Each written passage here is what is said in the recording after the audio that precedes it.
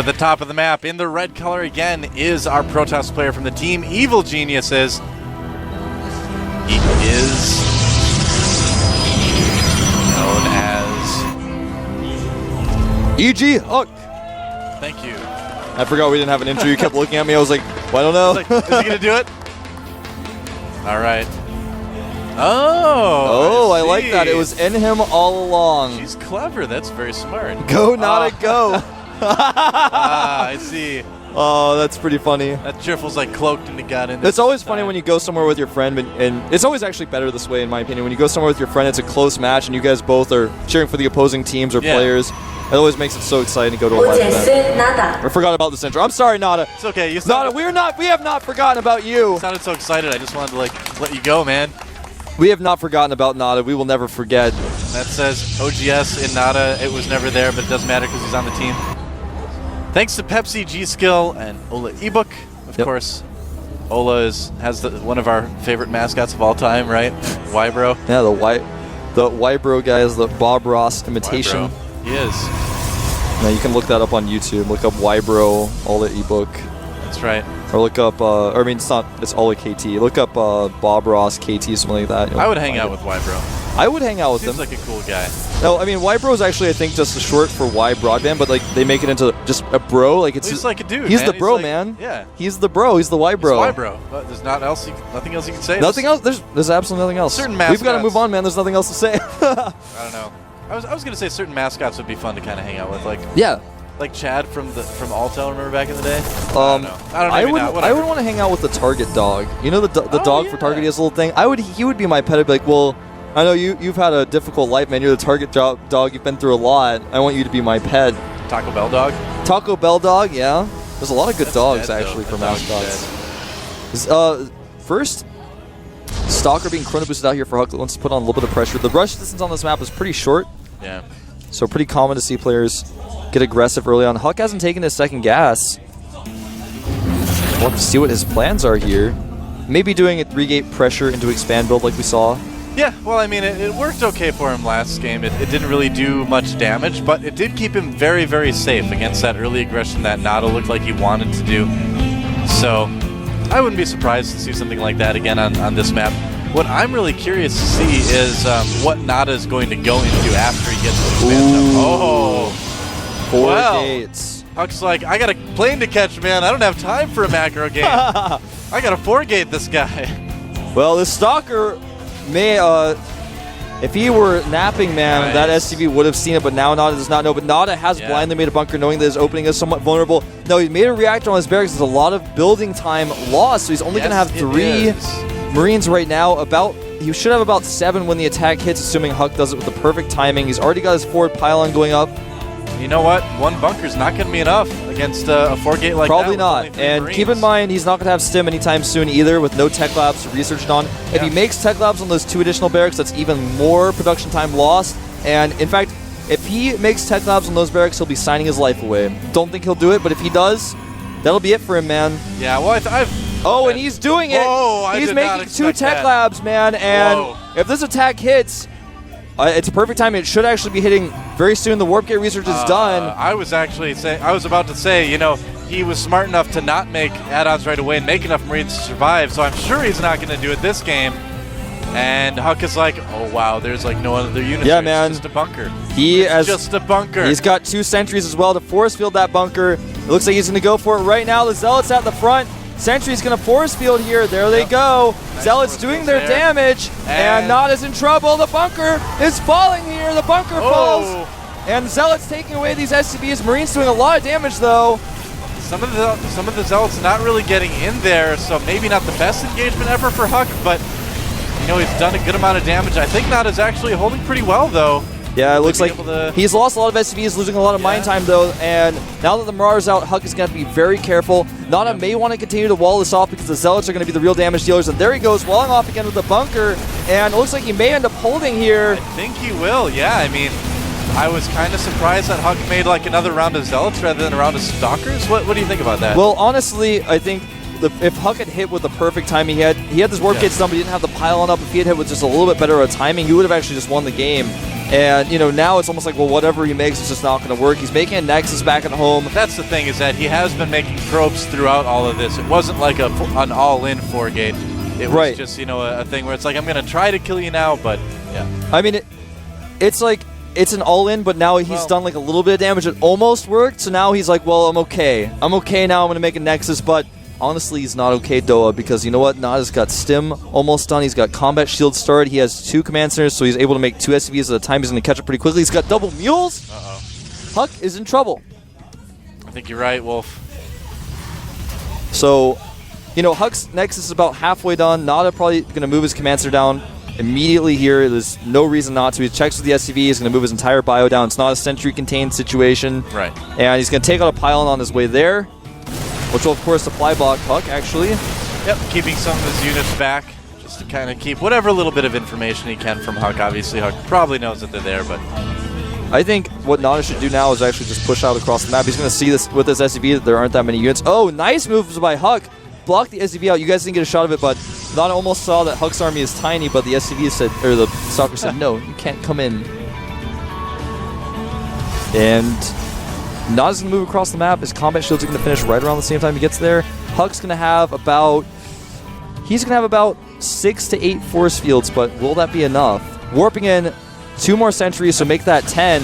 Oh, he's going to be careful. I feel like he's going to be okay. We'll see. I might be eating my words here. That's a good amount of sentries. Only a couple stalkers, but yeah, the Zelt's just doing so much damage. Really good force field. I gotta say, I'm a little bit surprised that Huck was able to do this well. He had just more force fields than I thought, man. And look at this control. Those Marauders are like jumping and jiving in the middle of the force fields, but they're going to die. And wow, E.G. Huck holding that so well. 3 of those sentries should have died, but didn't. Yep. And now... I feel like I just ate my words, man. I feel like the silliest guy ever. Well, I thought you were probably right. I thought NaDa was going to crush through there, but Huck's force fields, he did the shift Q force field where they all just appear instantly at the same time, like right when the range gets there. It's just like the most beautiful force fields you could ever see. Yeah. Those were so sick, man. Well, I was, you know, it was an interesting 4-gate because I mean I don't play Protoss, so you'll have to correct me if I'm wrong, but when you normally do that like all in 4-gate, you kind of stop at 20 probes. And he had like 27 at the end of that, so it kind of seems like he was making them all along. What do you think? He did stop them for a moment, made the gates, made his first group of units, then started making them as he was attacking. So, and that's pretty common because, of course, there's no reason to not make probes while your gateways are on cooldown when you're just trying to warp in. But I mean, you're right. I mean, everyone has the ability to fall back after a 4-gate if they do a little bit of damage, and he was able to do, you know, just a decent amount. So as you can see here, Huck just starting to transition to a more normal game, going up to 6 gates, getting the Forge out as well, so you can get those upgrades going. He knows he took a significant lead from holding off that attack. Now it's on NaDa to kind of decide what the next move is. NaDa adding 2 bunkers at the front because he doesn't know if Huck's just going to go for a 6-gate because he found himself very vulnerable after losing a lot of his units there. Yeah. And, you know, I like the decisions by NaDa to just kind of continue on with standard play, not do anything weird. You know, just get his reactor and starport out as fast as you can, get the upgrades going. It's going to have 1-1 as soon as the shields finish. Now, what's interesting is that Huck, rather than making a Twilight Council, actually made a robotic support bay. Yeah.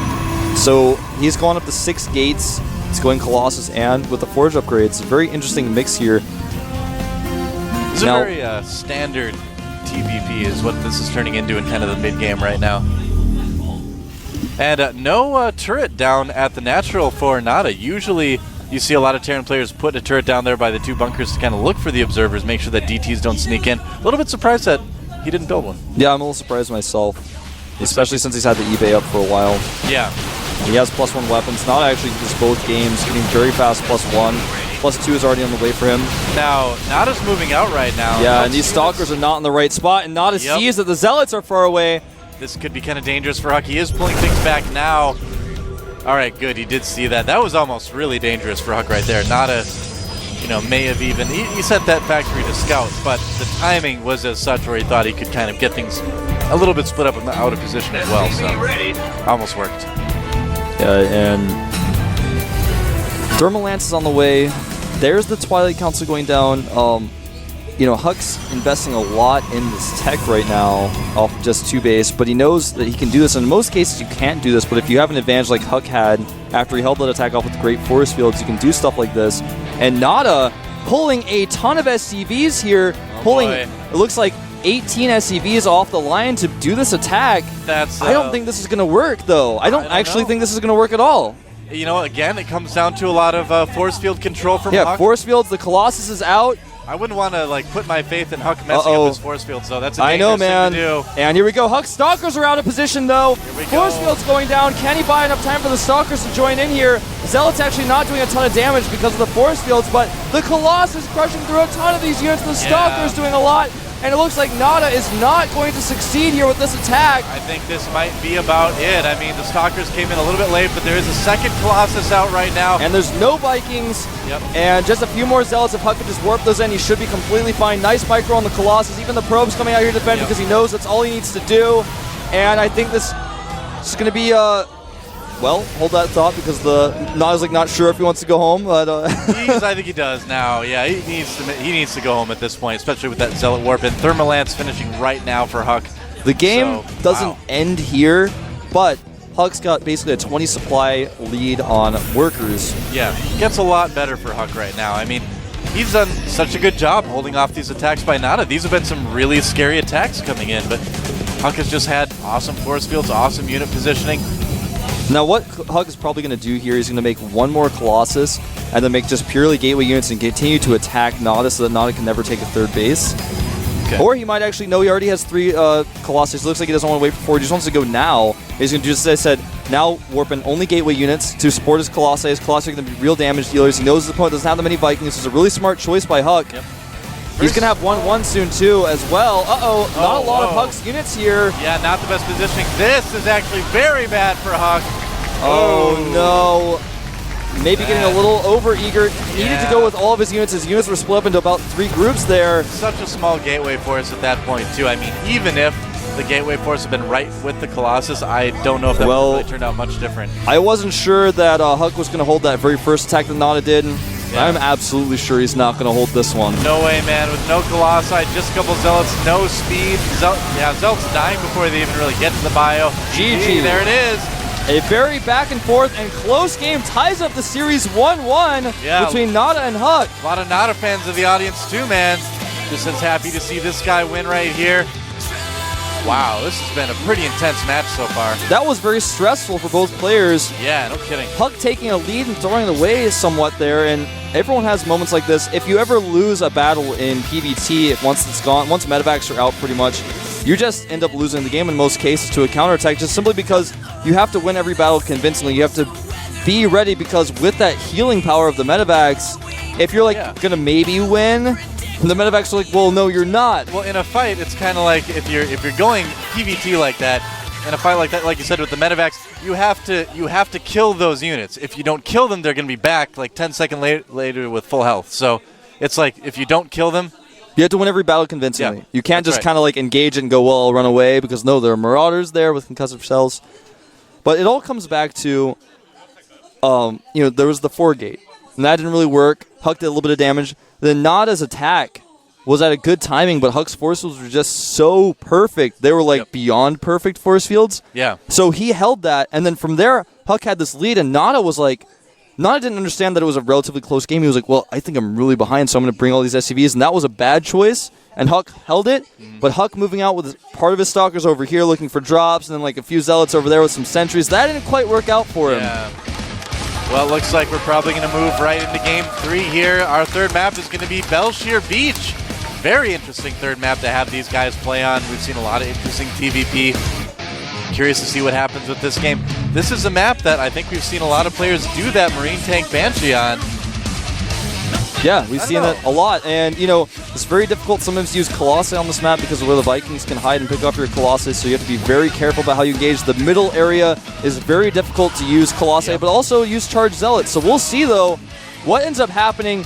Evil Geniuses is Huck versus OGS NaDa here at the GSL. This is Game 3. I am Wolf. With me is Doa. Let's find out who's going to advance to the round of 8 at the GSL Code S August.